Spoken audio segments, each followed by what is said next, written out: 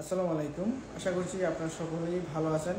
হুরুপ এবং কি এক্সিট যাদের আছে তাদের এক্সিট মারার সিস্টেমটা এখন একটু পরিবর্তন হয়ে গেছে। আপনারা হয়তো অনেকেই জানেন না, অনেকেই বিপদে পড়তে পারেন এয়ারপোর্টে গিয়ে।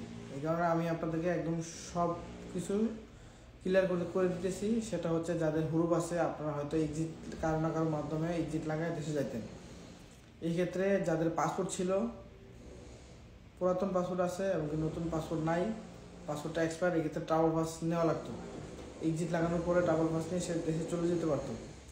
আর বর্তমানে যাদের পাসপোর্ট আছে, পুরাতন পাসপোর্ট এক্সপায়ার, নতুন পাসপোর্ট আছে, এগুলা থাকলে অবশ্যই আপনি যার মাধ্যমে লাগান, যারা বুঝে শুনে কাজ বুঝে তাদের কাছ থেকে লাগায়েন, নাইলে এয়ারপোর্ট আটকে যাবেন। কারণ ওই পাসপোর্টটা অনলাইন করতে হবে, লাজিম। অনলাইন না করলে আপনি যেতে পারবেন না। আপনি যার মাধ্যমে করান, সে যদি সব কিছু বুঝে অবশ্যই সে অনলাইন করে দেবে আপনারে। হুরুপের পাসপোর্ট তো মালমত হয় না, সবাই জানে, কিন্তু এক্সিটটা লাগানোর আগেই তারা এই কাজটা করে দেবে। যে আমার এখান থেকে যতগুলো করছি আলহামদুলিল্লাহ সবগুলো আগেই করছি, করার পরে তাদের কাজটা করে দিয়েছি, কোনো সমস্যা নেই, চলে গেছে। এখন থেকে বর্তমান পাসপোর্ট ছাড়া এক্সিট লাগতেছে না। যাদের পাসপোর্ট আছে তারা এক্সিট লাগাইতে পারতেছে, এবং কি যাদের পাসপোর্ট নাই তারা কী করবে? আগে তো এক্সিট লাগানোর পরে আপনি ট্রাভেল পাস বানাতে পারতেন। এখন আপনার অবশ্যই আগে ট্রাভেল পাস বানিয়ে নিতে হবে, বানিয়ে নিয়ে ওইটা অনলাইন করতে হবে। অনলাইন করার পরে আপনি এক্সিট লাগাই যেতে পারবেন। এখন সিস্টেম এরকম হয়েছে। আপনি ট্রাভেল পাস অবশ্যই বানাবেন যদি পাসপোর্ট মেয়াদ না থাকে। আর নতুন পাসপোর্ট যদি থাকে, ও পাসপোর্ট মেয়াদ থাকে, তাহলে দরকার নেই। ও পাসপোর্ট দিয়ে পুরাতনটা এক্সিট লাগবে, বাট অনলাইন নতুনটা হবে, সমস্যা নাই, আপনি যাইতে পারবেন।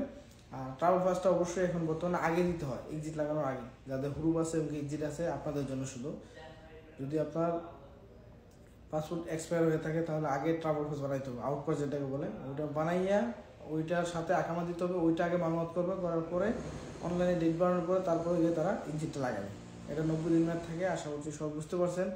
বর্তমানে আপনি খোঁজ নিয়ে দেখেন গ্রুপের এক্সিট, এমনকি যাদের এক্সিট ছিল, খোঁজ নিয়ে ছিল, এক্সপায়ার হয়ে গেছে, আবার এক্সিট লাগাই দিয়েছে, তাদের এই সমস্যাটা। এটা লাগবেই, লাজিম।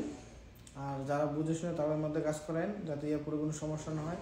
কারণ আপনি একবার টাকা দিলে অনেকে বুঝে না, কম টাকার ভিতরে হয়তো আপনার কাজ করে দিতে পারে, কাজ করে দেবো, বাকি আপনার কী সমস্যা ওগুলো তো জানা না। এজন্য আপনি যদি না যেতে পারেন, এরপর আটকে যান, তাহলে কিন্তু অনেক বড় ধরনের একটা সমস্যা করে যাবেন। আমি আপনাদেরকে বারবার বলি, পরিচিত লোক বা চীনা পরিচয় যারা কাজ বুঝে তাদের মাধ্যমে কাজ করালে আপনার ভালো হবে, কোনো সমস্যা না। কারণ তারা সিস্টেমটা বুঝে। এই সিস্টেমটা কিন্তু অনেকে জানে, অলরেডি এয়ারপোর্ট থেকে 2জন ফিরাইছে। কারণ ট্রাভেল পাস বানাইছে পরে, ট্রাভেল পাস অনলাইন, এখন অনলাইন লাগে, লাজিম এয়ারপোর্টে অনলাইন চেক করে। এখন গ্রুপের লোকের মালুমাত হয় না, কিন্তু যারা এক্সিটে কাজ করে তারা অনলাইন করে দিতে পারে। 1 বছর বা 2 বছর ম্যাথ বাড়িয়ে দিব, আপনি চলে যেতে পারবেন। আপনি দেখবেন যে আপসেটে ম্যাথ চলে আসছে, না থাকলে আটকে দেবো। তো যাদের গ্রুপ আছে, এক্সিট আছে, আপনারা দেশে যেতে চান, আপনারা চাই যে কেউ মাধ্যমে করাতে পারবেন, তবে এই সিস্টেমটা অবশ্যই ফলো করে নিন। আপনার ট্রাভেল পাস মালমত করে নেবেন। আগে লাগতো না, এখন লাগে। আগে ট্রাভেল পাস, তারপর এক্সিট।